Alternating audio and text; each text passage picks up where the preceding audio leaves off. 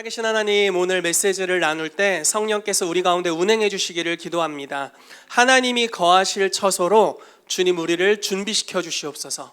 주님의 영광이 머무는 처소가 되도록 한 사람 한 사람 가운데 기름 부어 주시고 주님이 어떤 분이신지를 계시해 주시고 나타내 주시옵소서. 주님, 이곳에 오늘 지혜와 계시의 영을 주시기를 원합니다. 하나님께서 또한 이 시즌에 우리의 속사람 가운데 어떤 일을 행하고 계시는지를 우리가 알게 해주시고, 그렇게 우리 가운데 계시하시고 역사하시는 하나님을 만나게 되므로 새로운 차원으로 변화되는 하나님의 영광을 담아내는 역사가 풀어지게 되도록 주여 일하여 주시옵소서. 주님의 이름을 찬양합니다. 오늘 이곳에 하늘을 활짝 열어주시고 당신의 임재의 강을 쏟아부어 주시옵소서. 감사드리며 예수님의 이름으로 기도합니다. 아멘. 우리 같이 본문 말씀 읽도록 하겠습니다. 에베소서 2장 20절에서 22절 말씀입니다. 시작. 너희는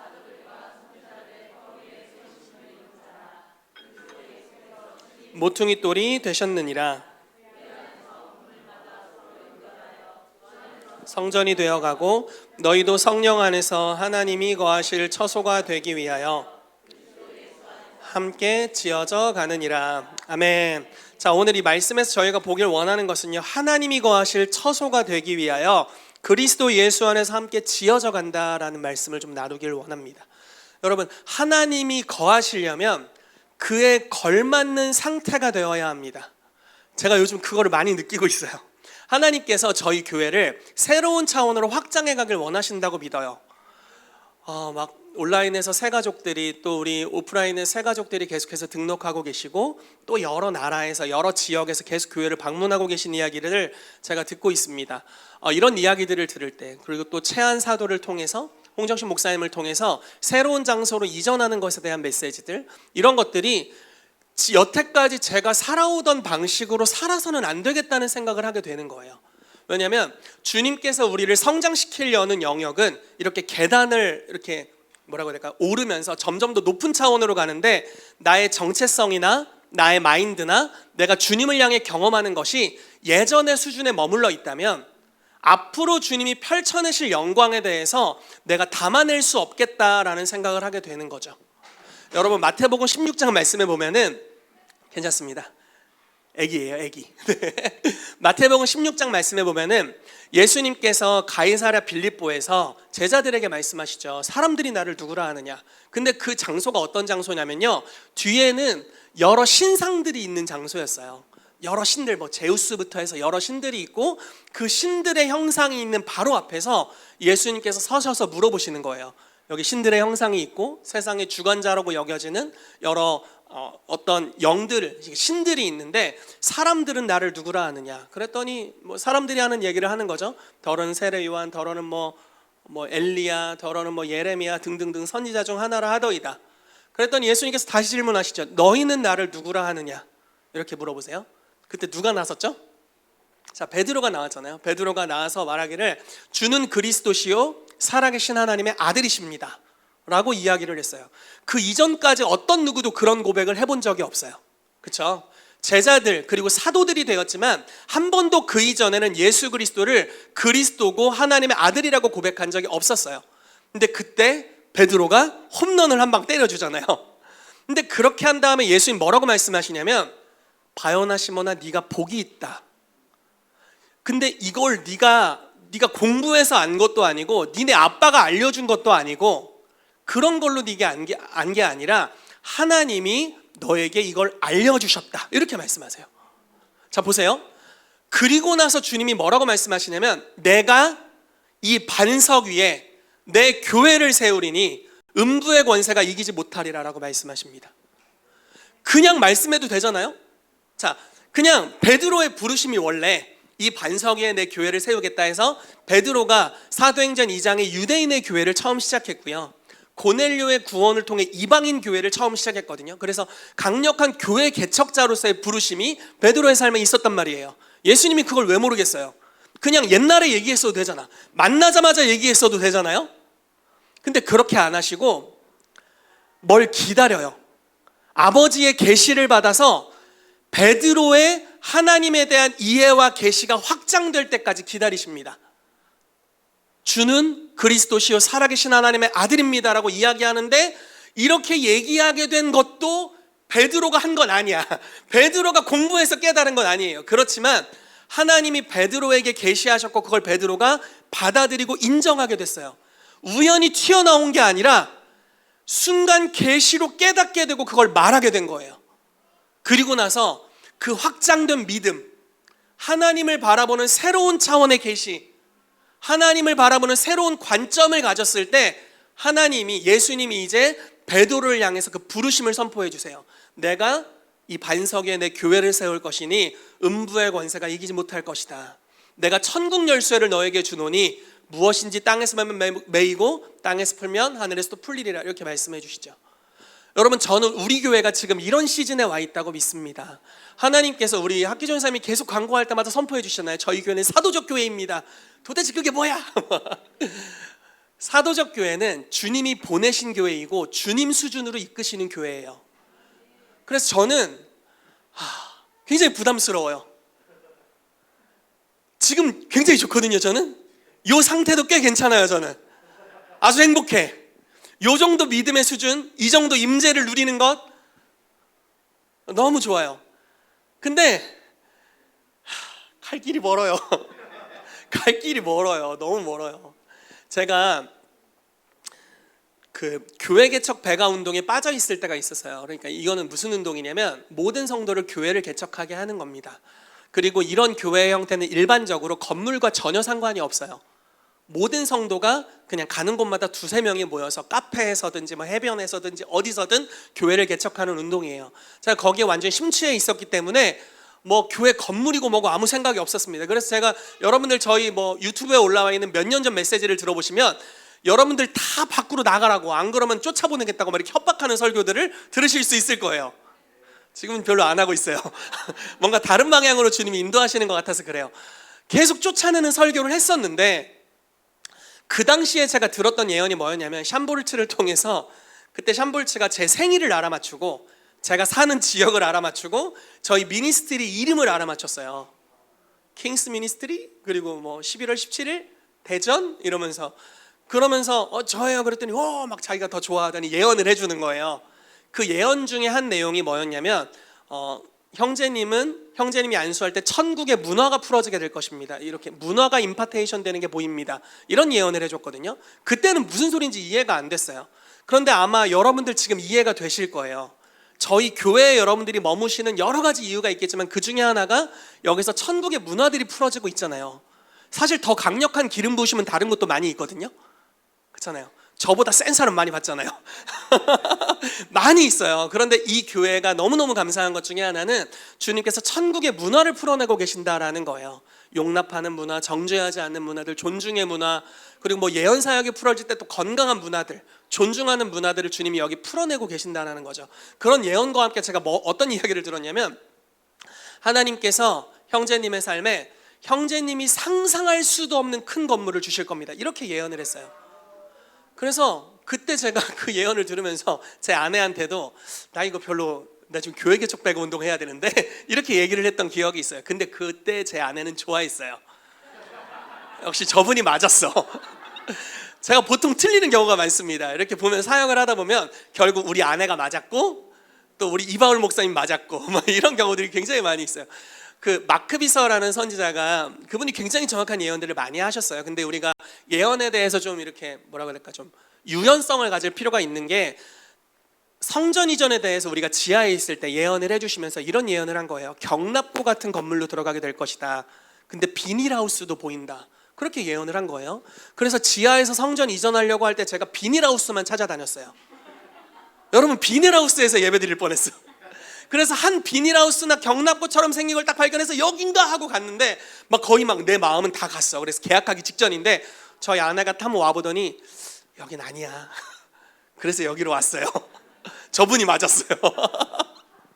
그래서 너무너무 감사한 거죠. 그런데 그때 샴볼츠가 상상할 수도 없는 큰 건물을 이야기를 하는 거예요. 근데 그거, 여러분, 예언은 항상 예언 듣기를 너무 좋아하지 마세요. 왜 이런 얘기를 하냐면 예언은 성취해야 되는 영역이거든요. 되게 부담스러워요. 그러니까 예언 오고 다음날 눈 떴는데 큰 건물이 내 앞에 와 있으면 얼마나 좋아? 이해되세요? 무슨 말씀인지? 내가 너를 위대하게 사용하리라 이렇게 말씀하셨어. 다음날 눈 떴는데 위대해져 있으면 얼마나 좋아요. 그게 되냐고. 요셉 보세요. 꿈 꿨어. 막 다 절해. 다음날 어떻게 됩니까? 팔려? 왜냐면 그 예언을 성취해야 되거든요. 굉장히 부담스러운 이야기예요. 높은 차원의 부르심을 하나님이 말씀하실수록 여러분 예언 쉽게 받지 마세요. 진짜. CI라는 국제적인 선지자 단체가 있어요. 지금 아주 강력한 사도와 선지자들을 일으키는 전 세계에서 가장 많은 선지자를 배출하는 그런 단체로 알고 있습니다. 비레몬 감독님이 거기에 이제 수장이신데, 그 공동체는 비레몬 감독님이 예언을 하려고 하면 다 도망간대요. 이해가 돼. 나도 도망가야겠다. 안 받을 거야. 되게 부담스러운 거예요. 왜냐하면 주님이 내비둘 수가 없는 거예요. 자, 여러분들의 삶에 주님께서, 나는 도망갈 건데 여러분들의 삶은 그렇게 하시기를 축복해요. 자, 예언을 받는다는 것, 하나님께서 뭔가 앞으로 내가 너의 삶을 통해 이런 놀라운 일을 행할게 라고 말씀하신다는 것은 이 상태로 주는 건 아니에요. 주님이 개입하실 겁니다. 주님이 여러분들의 삶에 하나님이 어떤 분이신지를 계시해 주실 거예요. 그리고 연단이 일어나게 될 거예요. 그리고 그런 과정을 통해 우린 더 차원 높은 하나님의 영광을 담아낼 수 있는 사람들로 변화될 겁니다. 과정은 안 보고 싶은데 결과는 보고 싶을 거예요. 하나님께서 저희 교회를 그런 여정으로 인도하신다라고 믿습니다. 여러분들 한 분 한 분은 제가 믿기로는 놀라운 리더들로 부르심을 받으셨어요. 그래서 하나님께서 이 교회에 보내셨다라고 믿습니다. 하나님께서 여러분들을 통해서 수많은 사람들을 낳게 하실 거예요. 수많은 영혼들을 여러분들을 통해 구원하실 것입니다. 근데 그렇게 하기 위해서는 이제 부담스러운 주님의 작업들이 필요하다라는 것입니다. 그렇게 되시기를 축복합니다. 아멘. 자, 오늘은 이렇게 좀 나눌 텐데요. 다 나눌 수 있었으면 좋겠습니다. 네, 먼저 다윗의 장막에 대해서 좀 이야기해 보도록 하겠습니다. 여러분, 다윗의 장막은 아주 독특한 형태의 예배의 처소였습니다. 이거는 성경에서 이렇게 만들라고 말씀하신 적이 없는 예배의 형태예요. 더 놀라운 것은 한 번도 주님이 말씀하신 적이 없는데 신약 시대에 와서 보니까 그게 하나님이 제정하신 예배의 형태였다는 거예요. 자, 다윗의 마음에 있었어요, 이 예배의 형태가. 그런데 하나님이 구약의 어떤 율법에도 이런 예배의 형태를 말씀하신 적은 없어요. 그냥 다윗의 삶에 하나님이 은혜를 계속해서 부으세요. 사랑을 부으시고 은혜를 부으시고 승리케 하시고 하나님을 경외하게 하십니다. 그래서 은혜가 막 부어져서 이런 예배를 주님께 올려드리고 싶어 했는데 나온 게 다윗의 장막이에요. 그리고 신약에 갔더니 이 예배가 신약 시대, 새 언약의 시대에 드려져야 할 예배였어요. 저는 하나님께서 이렇게 여러분들에게 역사하시기를 축복합니다. 하나님은 예배자들의 마음에 하나님의 속성들을 부으세요. 여러분들의 마음에 막 때려 부으실 거예요. 그래서 은혜를 받고 은혜를 받다 보면 우리 마음에 이제 더 이상 받는 것만이 아니라 하나님께 무언가를 드리고 싶어 합니다. 이걸 다른 표현으로 예배하고 싶어 한다는 거예요. 주님을 예배하는 자가 됩니다. 우리의 삶을 주님께 쏟아내길 원해요. 그리고 그 부어진 것을 쏟아내는 사람들마다 주신 독특한 형태들이 나오게 될 겁니다. 그게 앞으로 여러분들의 사역이 될 거예요. 자, 다윗의 장막은 다윗의 마음으로부터 출발했습니다. 자, 말씀을 볼게요. 시편 132편 3절, 4절, 8절이에요. 시작. 내가 내 장막집에 들어가지 아니하며 내 침상에 오르지 아니하고 내 눈으로 잠들게 하지 아니하며 내 눈꺼풀로 졸게 하지 아니하기를 여호와여 일어나사 주의 권능의 궤와 함께 평안한 곳에 들어가소서. 아멘. 자, 이게 이제 무슨 말씀이냐면 하나님의 궤, 하나님의 임재를 상징하는 하나님의 궤가 이스라엘을 떠나 있었습니다. 그 엘리 제사장 시절에 떠났잖아요. 그리고 엘리 제사장 다음이 사무엘이었고 사무엘 다음이 사울이었고 사울 다음이 다윗이잖아요. 수십 년간 떠나 있었어요. 하나님의 임재를 상징하는, 하나님의 영광을 상징하는 그 궤가 떠나 있었던 거죠. 근데 다윗이 왕이 되자마자 했던 것이 무엇이냐면 예루살렘을 정복하고 바로 하나님의 궤를 모셔오는 거였습니다. 그 궤를 모시기까지, 하나님의 임재를 내 삶에 모시기까지 그 갈망함이 내가 잠들게 하지 않았다라고 말씀하고 있습니다. 그래서 엄청난 갈망으로 하나님의 임재를 모시는 데까지 나아가게 됩니다. 자, 말씀을 볼게요. 어떤 과정을 거쳤는지 좀 보겠습니다. 사무엘하 6장 12절 14절 시작. 어떤 사람이 다윗 왕에게 아뢰어 이르되 괴로 말미암아 오베데돔의 집과 그의 모든 소유에 복을 주셨다 한지라. 다윗이 가서 하나님의 궤를 기쁨으로 메고 오베데돔의 집에서 다윗 성으로 올라갈새 여호와의 궤를 맨 사람들이 6걸음을 가매 다윗이 소와 살진 송아지로 제사를 드리고 다윗이 여호와 앞에서 힘을 다하여 춤을 추는데 그때 다윗이 베옷을 입었더라. 아멘. 자, 그 다음에 또 볼게요. 자, 시작. 여호와의 궤를 메고 들어가서 다윗이 그것을 위하여 친 장막 가운데 그 준비한 자리에 그것을 두매 다윗이 번제와 화목제를 여호와 앞에 드리니라. 다윗이 번제와 화목제 드리기를 마치고 만군의 여호와의 이름으로 백성에게 축복하고 모든 백성 곧 이스라엘 무리에게 남녀를 막론하고 떡 한 개와 고기 한 조각과 건포도 떡 한 덩이씩 나누어 주매 모든 백성이 각기 집으로 돌아가니라. 아멘. 자, 우리가 이 사무엘하 6장 말씀을 좀 읽었습니다. 하나님의 궤를 모시고 오는 데 있어서 다윗이 했던 행동은요 어마어마한 낭비를 했어요.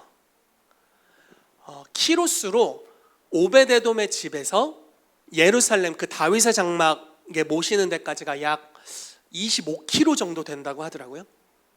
6걸음에 한 번 예배했어요. 퇴근 못해. 집에 못 가.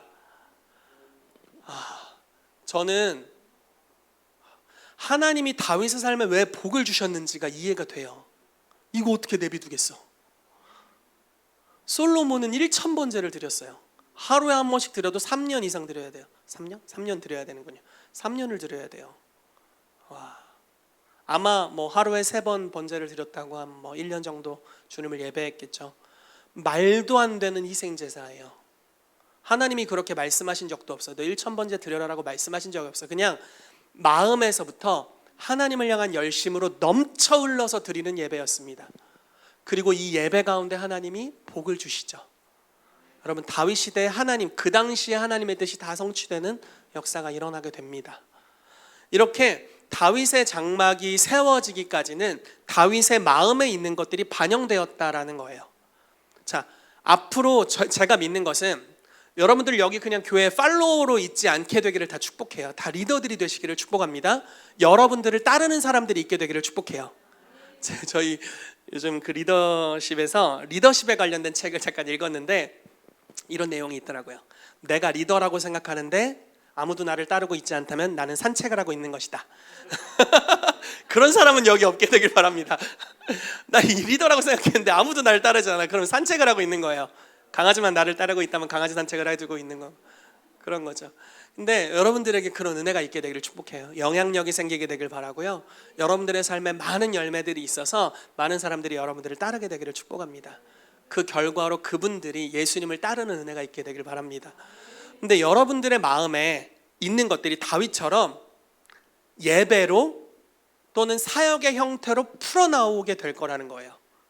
결국 마음에 있는 것이 삶의 예배로 흘러나오게 됐고, 마음에 하나님을 어떻게 섬겨야겠다라는 그 하나님을 향한 은혜와 사랑과 열정과 그분에 대한 경험이 다윗의 장막이라는 독특한 예배의 형태로 나왔다라는 것입니다. 자, 제가 어느 날 길거리를 돌아가다가 점집을 보고 부화가 치밀어 올랐어요. 그래서 생각한 게 뭐예요? 톰베이를 생각한 거예요. 마음에 부화가 치밀어 오른 것을 사역의 형태로 만든 게 톰베일입니다. 무슨 말인지 이해되세요? 우리 교회에 왜 수요 예배가 없는 줄 아세요? 내가 안 오려고. 그런 게 아니라, 그런 게 절대 아니라, 그런 건 절대 아니에요. 우리 교회에 왜 새벽 예배가 없는가? 내가 안 하려고. 그런 게 아닙니다. 그런 게 아니라 이 교회는 성도들을 모으기만 하는 교회가 아니다. 이 교회는 파송하는 교회다. 이런 마음에 있는 것이 사역의 형태로 나오게 된 거예요, 여러분. 무슨 말인지 이해되세요? 자, 되게 변명같이 들리네요. 약간 뭐 섞임이 있습니다. 뭐 어떻게 사람 완벽하겠어요? 이렇게 회색 지대가 사람 다 있기 마련이지. 분명한 섞임이 있지만, 네. 그래서 마음에 있는 것들이 하나님에 대해 생각하는 그 마음이 사역의 형태로든 예배의 형태로든 나오게 된다라는 거예요. 근데 하나님께서 그렇기 때문에 이 마음을 다루신다라는 것입니다. 우리가 주님의 영광이 거할 처소로 지어져 가는데, 지어져 간다는 건 지금 완성형이 아니라는 거예요. 저와 여러분들이 어느 부분에 나 이 부분에 완벽해라고 생각하고 딱 고착시키고 인테리어 마무리하는 순간 주님이 때려 부실 수도 있다는 거예요. 여기는 부서져야 돼 하고 이렇게 부술 수 있다는 거예요. 나는 기둥을 여기 세웠는데 주님은 저기다 세우라고 할 수도 있는 거예요. 그럼 때려 부시고 다시 짓는 거죠. 그러면 부서지는 작업이 여기서 시작이 되는 거예요. 아마 다윗의 삶에도 그런 일들이 많지 않았을까 싶어요. 왕의 기름 부음을 받았고 골리앗을 쓰러뜨리는 데까지 승승장구했고 왕의 사위가 되고 가는 곳마다 이기는 역사가 있었죠. 근데 여기 이제 순조롭게 되나 했는데 아니었잖아요. 왕이 미쳐서 자기를 죽이려고 쫓아와요. 그러면서 깊이 파는 작업들, 확장시키는 작업들을 주님이 하시죠. 자, 그렇게 주님은 다윗이라는 사람을 통해서 받으실 영광이 있었어요. 다윗은 어느 수준인지 모르죠. 알았으면 굉장히 기뻐했겠고 그 연단을 알았으면 절대 가고 싶지 않았을 거예요. 자, 여러분들도 똑같습니다. 스가랴 12장 말씀에 이런 말씀이 있어요. 그날이 오면 너희 중에 약한 자는 다윗 같겠고 너희 중에 다윗 같은 자는 여호와의 사자와 같으리라, 이렇게 말씀하고 있거든요. 자, 여러분들은 다 다윗들이라고 말씀하고 있는 거예요. 우리가 약해도 적어도 다윗만큼 하게 될 거다. 자, 다윗의 인생을 보면은 하나님이 만들어 가신 인생입니다. 다윗은 그냥 양을 치는 목동이었죠. 그런데 주님께서 부르셔서 왕의 기름을 부으시고 내가 너를 이렇게 인도할 거야 라고 말씀하셨지만, 그 인도하시는 중간중간에 말씀하신 걸로는 다윗이 자기의 모든 부르심의 그 큰 범위를 다 깨달을 수 없었을 겁니다. 다윗이 죽을 때까지 다윗의 부르심에 대해 다 깨닫지 못했을 거예요. 자기 가게에서 메시아가 태어날지 어떻게 알았겠어요? 그렇죠? 그리고 다 메시아의 자손으로 우리가 다윗의 가문이 될지 어떻게 알았겠어요? 절대 알지 못했을 거예요. 그런데 하나님은 다윗도 다 알지 못하는 다윗의 그 끝도 없이 위대한 부르심에 대해서 다윗의 삶을 축복하시고 하나님의 사랑을 한 개인에게 쏟아 부으시면서 자기를 표현하셨다는 거예요. 여러분, 다윗은 성경에 아주 특별한 사람이었어요. 이 사람은 용서를 받았어요. 죄를 졌는데. 그리고 다윗은 안식일에 제사장만 먹을 수 있는 진설병을 먹었는데 죽지 않았어요. 근데 여러분, 성경을 보세요. 그 바로 전 사울왕, 제사장만 할 수 있는 제사를 집례했어요. 폐위당했습니다. 우시야 왕, 제사장만이 할 수 있는 제사를 집행했어요. 문둥병에 걸렸습니다. 다윗, 제사장만 먹을 수 있는 빵을 먹었어요. 배불렀습니다. 왜 그러지? 굉장히 특별한 사람이에요. 하나님은 하나님의 모든 속성에 대해서 다윗의 삶에 아주 집중적으로 쏟아 부으셨어요. 그리고 그 일들을 여러분들 한 분 한 분에게도 하고 계세요. 우리가 고아의 영이 있으면 때로는 막 하나님의 임재가 풀어지고 있는데 나만 은혜 못 받은 것 같고 이럴 때가 있습니다. 근데 우리가 양자의 영을 가진 자라면 은혜가 막 풀어지고 있고 옆 사람이 은혜를 받고 있는데 저것도 내 거네, 이런 생각이 들어요. 여러분들에게 양자의 영이 임하게 되기를 축복합니다. 성령이 우리 안에서 양자의 영을 우리 가운데 주셨다고 말씀하시고 우리의 영과 함께 아바, 아버지라고 부르시는다라고 말씀하고 있죠. 그래서 하나님께서 한 개인의 삶에 하나님의 많은 속성을 막 쏟아 부으신다는 거예요. 그 위대하고 크신 하나님이 한 개인의 삶에 왜 이렇게 투자를 하시는가? 그냥 저는 제 삶만 봐도 주님이 왜 이렇게 내 삶에 역사하시나 싶어요. 아니 뭐 교만하거나 자랑이 아니라 그런 거 아니에요. 제 인생에 회색 지대가 많습니다. 왜 이렇게까지 역사하시는가? 근데 아마 그것은 우리 모두를 위한 것일 겁니다. 우주보다 크신 하나님이 초청할 때마다 꼬박꼬박 오시네. 내가 예배드리는 모든 것들을 다 흠양해 받으시고 내 고사리 같은 손으로 드리는 예물에 대해 기뻐하시고 그걸 또 갚으시고 지금 이 수준으로는 절대 이룰 수 없는 꿈과 소망을 주시고 그걸 성취할 수 있는 계시와 능력을 부어주시고 또 그걸 이끌어 가시고요. 하나님께서 우리의 삶 한 분 한 분에게 섭리하시는 게 왜 이렇게까지 하시나 싶어요. 근데 여러 가지 목적이 있겠지만 그 중에 하나는 여러분들은 하나님을 예배하는 자로 부르심 받았기 때문이에요. 그분이 위대하시고 크시고 측량할 수 없는 분이기 때문에 그분께 합당한 영광을 올려드리기 위해서는 여러분들이 그분이 누구인지 알아야 합니다. 하나님의 선하심을 예배하기 위해서는 그분의 선하심을 맛보아 알아야 해요. 그분의 거룩하심을 예배하기 위해서는 그분의 거룩하심이 부어져야 되거든요. 그래서 하나님께서 우리의 내면을 다루시는 수많은 일들을 행하신다는 겁니다. 예수님께서 예수님의 교회를 베드로를 통해 개척하고자 하셨어요. 그렇게 하기 위해서는 베드로가 반드시 해야 될 고백이 있고 그건 예수님이 대신해 주지 않으셨어요. 계시하셨고 확장하셨고 베드로를 통해 하게 하셨습니다.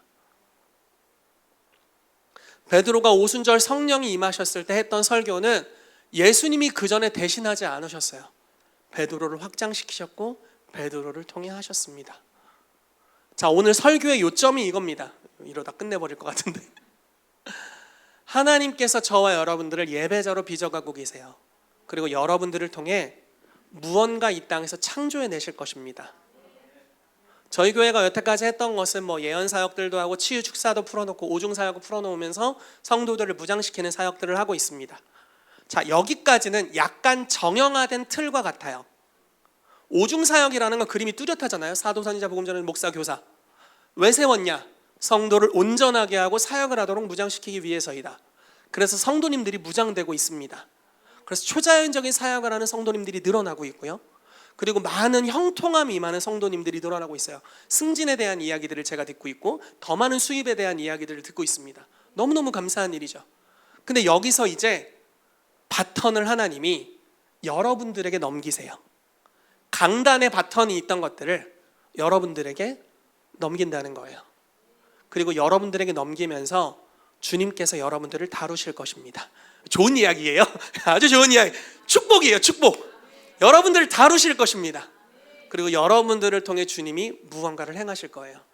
그건 제가 대신해 줄 수 있는 게 아니고 여러분들의 오중사역 팀장님들이 대신해 줄 수 있는 게 아닙니다. 여러분들의 입술로 하나님에 대한 계시가 임해서 고백해야 되는 것이고 여러분들의 마음이 다루심을 받고 확장되어야만 일어날 수 있는 영역의 일들입니다. 주님께서 그러한 영역으로 우리를 이끌어 가실 거예요. 왜냐하면 이 교회가 사도적인 교회이기 때문에 그렇습니다. 이 교회는 머물기 위해 여기 그냥 충만한 영광이 임하고 여기서 누리기 위해 부어지시는 영광이 아닙니다. 여러분들을 보내기 위해서 부어주시는 거예요. 여러분들에게 부어지는 은혜는 여러분들 한 사람만을 위한 것이 아닙니다. 그래서 쏟아 부어지고 있어요. 다윗에게 부어지는 은혜는 다윗만을 위한 편애가 아니었어요.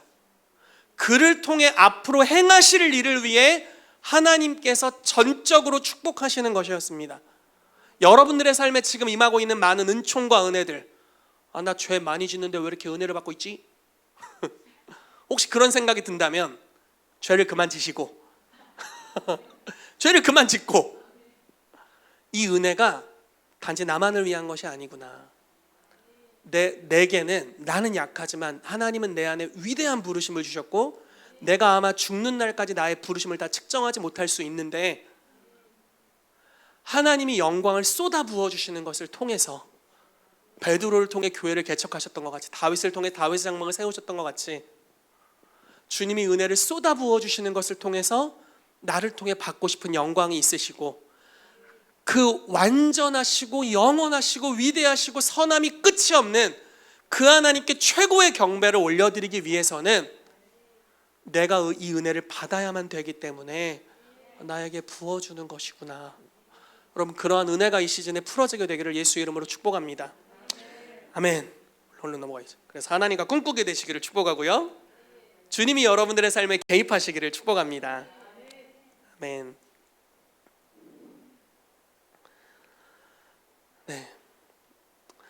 그래서 주님께서 여러분들의 삶에 어떤 일을 행하고 계신지를 우리가 알 필요가 있어요. 요즘 여러분들에게 무엇을 다루고 계십니까?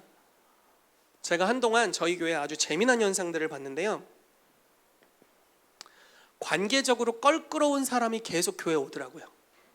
무슨 말인지 이해되세요? 예를 들어 이런 거예요. 나 저 사람 진짜 만나기 싫어. 그래서 교회를 돌고 돌다가 우리 교회 왔어요. 내 얘기는 아니야. 내 얘기는 아닌데, 자 보세요. 나 저 사람 진짜 싫어. 옛날에 관계 안 좋았어. 같은 성도였는데 조금 별로였거든. 돌고 돌고 돌다가 우리 교회 왔어요. 근데 걔가 우리 교회 또 왔어. 이건 우연이 아니에요, 여러분. 지금 여러분들 중에 누가 그렇다 이런 얘기 아니고 형제 사이를 이간하려는 목적은 없습니다. 있었던 일을 이야기하는 거예요. 그런 일이 우연이 아니라 계속 일어나는 거예요. 몇 달 막 이렇게. 그럼 제가 뭘 느끼는 줄 아세요? 주님이 손을 대시는구나. 빨리 용서하라는 사인이죠. 그리고 마음을 확장하라는 주님의 사인입니다. 하나님의 손대심이 있어요. 제가 좀 얼마나 마음이 부담스럽고 힘든 줄 아세요? 최한 목사님, 홍 목사님 미워하고 싶지 않은데 성전 이전 때문에 마음이 부담돼 죽겠어요. 내 마음은 여기 너무 좋아. 물 안 새잖아요. 좋다고요. 근데 주님은 더 넓은 장소에 대해 말씀하세요. 근데 여기서 거기로 가려면 한 3년 뒤에 가면 여유 있겠는데 너무 도약해야 될 게 많아요. 담장을 뛰어넘어야 될 것 같아요. 지금 그 상태고. 근데 최한 목사님 이름도 비슷하셔가지고 그분이 와서 그때 그 HM 총무이신 목사님 그때 예언을 했잖아요. 파도를 기다리지 말고 일을 저지르면 파도가 뒤따라갈 거래요. 그 지금 일에 막 지금 해야 된대. 파도가 친다고.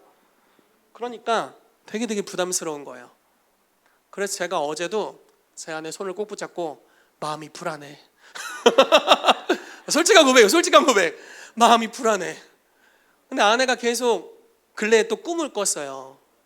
그래가지고 이제 새롭게 이전할 장소에 대한 이제 꿈을 주시고 그래서 뭐 계시가 있으니까 나에게 계시가 필요해. 손이 막 덜덜덜 떨려요. 그 생각을 어떻게 저지르지? 이런 생각이 들어요. 그래서 어제 이사 가고 싶은 그 장소를 한번 갔다가 기도하고 마음이 여전히 불안하길래 왔다가 한번 또 갔어. 또 이렇게 보고 쳐다보고 왔어요. 같이 기도하고 왔어요. 근데 주님이 뭔가를 부어주시려면 이게 커져야 되는데 제가 항상 말씀드렸잖아요. 사이즈가 작은 편이라고요. 이게 뭐 담아내는 사이즈가 굉장히 작기 때문에 항상 마음에 연단이 있습니다. 근데 주님이 이런 과정들을 아주 기뻐하시고 이런 과정들을 통해서 우리를 연단하시고 우리를 성장시켜 가신다라는 것입니다. 저는 하나님께서 여러분들에게 그런 일을 동일하게 행하신다고 믿습니다. 하나님이 여러분들의 마음에 노크하는 것들을 여러분 열어서 받아들이시기를 예수의 이름으로 축복합니다. 다윗에게 임했던 하나님이 작업하셨던 일들에 대해 몇 가지만 좀 보도록 하겠습니다. 마태복음 12장 1절에서 4절 말씀 같이 읽어볼게요. 시작. 그때 예수께서 안식일에 밀밭 사이로 가실새 제사장들이 잘라 먹으니 바리새인들이 보고 예수께 말하되 보시오 당신의 제자들이 안식일에 하지 못할 일을 하나이다. 예수께서 이르시되 다윗이 자기와 그 함께한 자들이 시장할 때 한 일을 읽지 못하였느냐.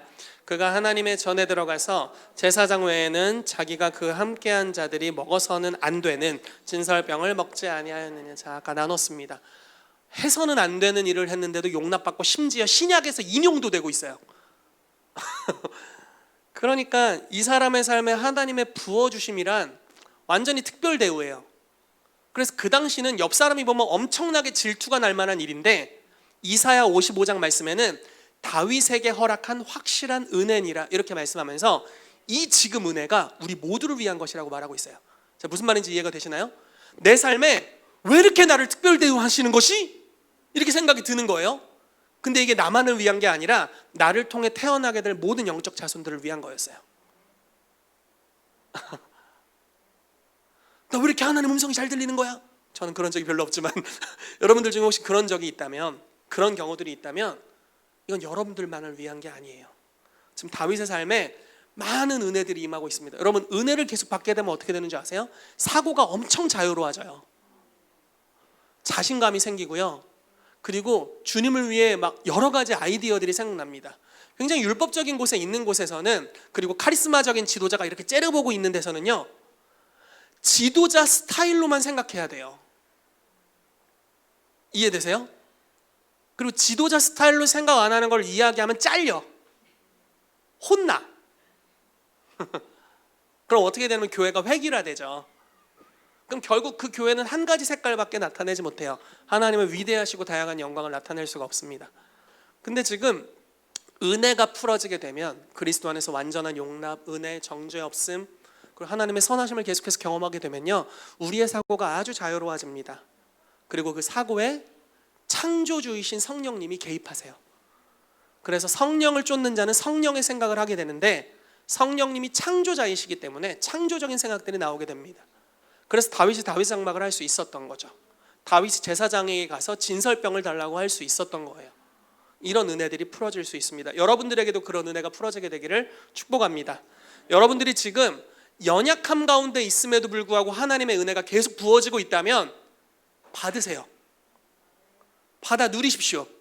방종으로 치닫지는 마시고. 그리고 이건 그냥 한 가지만 짚고 넘어갈게요. 은혜가 계속 부어진다고 해서 지금 우리의 행실이 옳다는 건 아닙니다. 이거는 하나 짚고 넘어갑시다. 네. 자, 은혜가 부어진다고 해서 지금 내 행위가 옳은 건 아니에요. 네, 왜냐하면 죄가 더한 곳에 은혜도 다. 네, 그런 말씀 있잖아요. 그래서 그러니까 은혜가 부어지면 그 은혜를 받으세요. 그래서 사랑을 받아들이십시오. 그게 여러분들에게 지금 필요할 겁니다. 그래서 그 축복을 누리시게 되기를 바랍니다. 아멘. 주님께서 또 다윗의 삶에 행하셨던 일 중에 하나는 승리를 주셨어요. 제가 읽어드릴게요. 사무엘하 8장 6절 말씀인데, 다윗이 다메섹 아람에 수비대를 두매 아람 사람이 다윗의 종이 되어 조공을 바치니라. 다윗이 어디로 가든지 여호와께서 이기게 하시니라. 와, 어디를 가든지 승리했어요. 혹시 여러분들이 지금 하는 일마다 잘 되고 있다면 축복합니다. 와, 주님께서 다윗 같은 은혜를 부어주고 계신 거예요. 은총이 부어지고 있습니다. 이렇게 승리를 막 때려받고 계세요. 여러분들의 삶에 손을 대면 치유가 되고 막 얘기하면 이루어지고 막 빵빵빵빵 터지고 있다면 할렐루야, 주님을 찬양합니다. 왜 이걸 주시느냐? 이런 승리를 맛보는 것을 통해서 승리의 하나님을 찬양하게 하기 위해서입니다. 그래서 마음껏 승리를 누리시기를 바랍니다. 아멘. 또 세 번째 다윗이 경험한 하나님은요, 인도하시는 하나님이었어요. 뭐 여러 단어로 표현할 수 있지만 좀 이렇게 표현을 하겠습니다. 사무엘하 5장 1절에서 5절인데 읽어드릴게요. 이스라엘 모든 지파가 헤브론에 이르러 다윗에게 나와 이르되, 보소서 우리는 왕의 한 고륙이니이다. 전에 곧 사울이 우리의 왕이 되었을 때에도 이스라엘을 거느려 출입하게 하신 분은 왕이시었고, 여호와께서도 왕에게 말씀하시기를 내가 내 백성 이스라엘의 목자가 되며 내가 이스라엘의 주권자가 되리라 하셨나이다 하니라. 이에 이스라엘 모든 장로가 헤브론에 이르러 왕에게 나아오매 다윗 왕이 헤브론에서 여호와 앞에 그들과 언약을 맺음에 그들이 다윗에게 기름을 부어 이스라엘 왕으로 삼으니라. 다윗이 나아가 30세에 왕위에 올라 40년 동안 다스렸으되 헤브론에서 7년 6개월 동안 유다를 다스렸고 예루살렘에서 33년 동안 온 이스라엘과 유다를 다스렸더라. 아멘. 다윗은 왕이 될 수 없는 사람이었어요. 조건적으로. 근데 사무엘이 찾아와서 다윗에게 기름 부었어요. 그리고 그 기름 부으신 사실은 비밀이었습니다. 아무도 몰라요. 알면 죽어요. 사무엘이 사울의 눈을 피해서 이새의 집을 방문한 것 자체도 속여서 방문했습니다. 비밀이었어요. 아무도 알지 못하게 비밀이 기름 부음 받았고 자기만 알고 있어. 가족만 알고 있어. 아무도 몰라요. 그런데 하나님이 다윗을 인도해 주셨죠. 왕이 자기를 죽이려고 하지만 자기는 손댈 수 없었어요. 왜? 그냥 옷을 조금 잘랐는데, 나를 죽이려고 하는 놈 옷을 조금 잘랐는데 마음이 찔려. 성령님이 작업하시는 거잖아요. 다윗의 신하들이 사울을 죽이자고 계속 얘기했습니다. 얼마나 많은 기회가 있었겠어요? 심지어 사울이 다윗을 잡으려고 쫓아오다가 그 군대 전체를 하나님이 재워버리신 적이 있어요. 다윗이 죽일 수 있도록. 가끔 복수할 기회가 생길 때 하나님이 저와 여러분들을 테스트하는 것을 알 필요가 있습니다. 인중을 빡 이렇게 하고 싶은 순간이 있을 수 있고 기회가 생길 수 있지만 그거는 그렇게 하라는 것은 아닐 수 있어요. 다윗에 대한 테스트였습니다. 옷자락만 뱉죠. 무기만 가져가고. 그럼에도 불구하고 주님은 다윗의 마음에 찔림을 주셨어요. 그건 너의 길이 아니야 라고 말씀하신 거죠. 왕의 부르심을 받았지만 현재 왕은 나를 싫어해요. 죽이려고 합니다. 왕위를 계승할 요나단이 있고 요나단은 나의 가장 사랑하는 친구입니다. 이게 어떻게 왕이 될 수 있어요? 어떤 방식으로든 인위적으로 왕이 되려고 한다면 친구에 대한 배신, 장인어른에 대한 배신 뭐 이상한 거예요. 말도 안 되는 될 수도 없는 환경이에요. 그런데 주님은 다윗을 이끄셨고 왕이 되게 하셨어요. 결국 약속을 이루시는 하나님의 손길, 인도하시는 하나님의 손을 다윗이 만나게 됐습니다. 그래서 다윗이 여호와가 나의 목자라고 고백할 수 있었겠죠. 그 많은 과정을 거치면서 주님을 경험하게 됐습니다. 자, 네 번째입니다. 경외하는 마음이에요. 사무엘하 6장 7절 8절 말씀입니다. 같이 읽어볼게요. 시작. 여호와 하나님이 우사가 잘못함으로 말미암아 진노하사 그를 그곳에서 치시니 그가 거기 하나님의 궤 곁에서 죽으니라. 여호와께서 우사를 치심으로 다윗이 분하여 그곳을 베레스 우사라 부르니 그 이름이 오늘까지 이르니라. 이거 되게 무서운 말씀인데 제가 어제 이 말씀을 좀 더 자세히 봤거든요. 이스라엘 하나님의 언약궤가 처음에는 아비나답이라는 사람의 집에 있었습니다. 그리고 다윗이 그 이야기를 듣고 아비나답의 집에 가서 군대 3만 명을 데리고 언약궤를 모시고 나오는데 새 수레에 소들이 끌게 했고 그것을 모신 2명의 사람이 있는데 그 중에 하나가 우사예요. 근데 우사가 누군지 아세요? 아비나답의 아들이었어요. 내가 좀 심하다 이런 생각이 드는 거예요. 근데 그 소들이 뛰잖아요. 우사가 언약궤를 만졌어요. 만지고 싶어서 만졌겠어요? 지키려고 만졌겠지? 근데 어떻게 됩니까? 우사가 죽었어요. 여호와께 치셨어요. 그래서 베레스 우사라고 하는데 이 베레스라는 단어가 파라츠라는 단어와 거의 비슷한 단어예요. 그러니까 파라츠가 돌파라는 단어거든요. 베레스가 터지다라는 뜻이 있습니다. 그러니까 우사가 어떤 방식으로 죽었는지를 거기서 우리가 예측할 수 있는 거예요. 그냥 깔려 죽은 수준이 아닙니다. 이건 뭔가 하나님이 명확하게 손대서 죽은 거예요. 엄청 잔인하고 아마 힘들었어요. 굉장히 다윗이 그 수많은 전장을 치르면서 많은 피와 시체와 수많은 광경을 봤을 텐데 이걸 보고 하나님 모시기를 포기했습니다. 자유와 은혜가 풀어졌어요. 승리를 경험했어요. 그리고 하나님이 인도하십니다. 왕이 되게 하셨어요. 그런데 하나님이 이것을 통해서 여호와 경외하는 법을 배우게 하세요. 저는 이게 좋은 출발이라고 생각합니다. 은혜로 시작해서 경외함으로 나아가게 되시길 축복해요. 은혜로 가서 방종으로 가는 케이스들이 있어요. 제가 아는 어떤 분들은 주님이 우리를 사랑하는데 우리가 왜 교회 가야 돼? 이렇게 얘기하시는 분들이 많이 있습니다. 너무 안타까워요. 그들의 신앙은 여전히 엉망이에요. 열매가 없어요. 은혜를 알았지만 방종으로 치달았어요.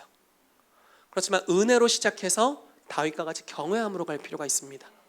다윗은 은혜를 받았어요. 자유롭게 사고할 수 있었습니다. 그런데 이게 하나님의 법도를 어기면서까지 흘러가는 경우들이 있었어요. 바로 이 케이스죠. 언약궤를 어떻게 모셔야 돼요? 레위인들이 지게 지고 가야 돼요. 그렇죠? 근데 그렇게 하지 않았죠. 그래서 그 법도를 기억하게 되면서 하나님을 경외하는 법을 배워가게 됩니다. 그리고 나서 다윗이 6걸음에 한 번씩 예배하면서 자, 극단적인 열정을 가지고 창의적인 하나님이 주신 아이디어가 있는데 막 가지 않고 경외함으로 하나하나씩 만들어가요. 그래서 아주 독특한 형태의 예배가 창조되었는데 그게 다윗의 장막이고 사실 하나님이 신약 시대에 주시려고 했던 예배의 형태였어요. 예수 그리스도께서 피 흘리심으로 한 번에 영원한 제사를 드리셨고 그래서 더 이상 피 뿌리는 제사가 필요한 것이 아니라 찬양의 예배를 받기를 원하셨는데 다윗이 그것을 구약시대 한복판에 행하게 됩니다. 왜냐하면 하나님은 다윗의 삶에 많은 은혜를 쏟아부으셔서 그 다윗을 통해 예배를 받기 원하셨거든요. 하나님께서 성전된 저와 여러분들에게 오늘날 그와 같이 투자하시는 것을 믿습니다. 여러분들에게 많은 은혜를 부으실 겁니다. 그리고 여러분들의 인생을 이끌어 주실 거예요. 승리를 주시고 또 승리를 주실 겁니다. 그리고 여호와를 경외하는 신을 저와 여러분들에게 부어 주실 거예요. 그렇게 하는 것을 통해서 여러분들을 새로운 차원의 그릇이 되게 하셔서 이제 새로운 차원의 하나님의 위대한 영광을 담아낼 수 있도록 저와 여러분들을 인도하실 것을 믿습니다. 그래서 이 시간 여러분들을 축복합니다. 여러분들이 이 마지막 때 하나님이 주시는 완전한 영광을 담아낼 수 있는 사람들이 되시기를 예수 그리스도의 이름으로 축복합니다. 제가 오늘 마지막으로 이 말씀을 읽고 같이 기도하도록 하겠습니다. 계시록 21장 22절에서 27절 말씀인데 제가 읽어드릴게요. 이게 이제 마지막 때에 대한 그림입니다. 사단이 막 이렇게 지옥으로 이미 갔고 이제 새 하늘과 새 땅에서 펼쳐지는 그림이에요. 성 안에서 내가 성전을 보지 못하였으니 이는 주 하나님 곧 전능하신 이와 및 어린 양이 그 성전이심이라. 그 성은 해나 달의 비침이 쓸데없으니 이는 하나님의 영광이 비치고 어린 양이 그 등불이 되심이라. 만국이 그 빛 가운데로 다니고 땅의 왕들이 자기 영광을 가지고 그리로 들어가리라. 낮에 성문들을 도무지 닫지 아니하리니 거기에는 밤이 없음이라. 사람들이 만국의 영광과 존귀를 가지고 그리로 들어가겠고 무엇이든지 속된 것이나 가증한 일 또는 거짓말하는 자는 결코 그리로 들어가지 못하되 오직 어린 양의 생명책에 기록된 자들만 들어가리라. 아멘. 자, 여기서 두 가지 강조점이 있습니다. 땅의 왕들이 자기 영광을 가지고 들어간다고 말하고 있습니다. 그리고 그 영광이 하나님으로부터 받은 거예요. 여기서 말하는 땅의 왕들은 세속적인 왕들이 아닙니다. 왜냐하면 생명책에 기록되지 않은 자들은 여기 못 가거든요. 그러니까 왕 같은 제사장들이 아마 저와 여러분들이 아닐까 저는 생각합니다. 또 하나는 사람들이 만국의 영광과 존귀를 가지고 들어가게 될 거래요. 여러분, 하나님은 은도 내 것이요 금도 내 것이라고 말씀하시는 분이고 하늘과 땅에 있는 모든 권세를 주님이 가지셨다라고 말씀하고 있습니다. 땅에 있는 모든 것을 그분의 발등상 되게 하기까지 하늘에서 그분이 기다리고 계신다고 말씀하세요. 그리고 사람들, 즉 어린 양의 생명책에 기록된 저와 여러분들, 땅의 왕들, 왕이요 제사장인 저와 여러분들이 하나님이 부어주시는 계시와 영광으로 인해서 여러분들의 내면이 채워지고 그 결과물, 여러분들의 일터에서의 사역이나 여러분들의 삶의 예배나 사역을 통해서 만국의 영광과 존귀를 여러분들이 취하게 되실 거예요. 그리고 그걸 가지고 어린 양께 최고의 영광을 올려드리는 예배자가 되는 자리로 여러분들을 이끄실 것입니다. 하나님은 만왕의 왕 만주의 주이십니다. 그분께 합당한 영광을 올려드리기 위해서는 여러분들에게도 그와 같은 은혜가 풀어져야만 합니다. 자연인의 상태는 하나님을 대적할 수밖에 없어요. 그렇지만 하나님께서 저와 여러분들에게 손대실 것이고 우리를 변화시켜 주실 것이고 많은 은혜를 쏟아부어 주실 것입니다. 그러므로 우리의 삶에 놀라운 변화들이 일어나게 될 것입니다. 이 시간 하나님께서 여러분들의 삶에 많은 터치를 행하게 되시기를 예수 이름으로 축복합니다. 그래서 여러분들을 그 자리에 그대로 두는 것이 아니라 변화시키시는 성령의 역사가 풀어지게 되기를 예수 이름으로 축복합니다. 같이 기도하겠습니다.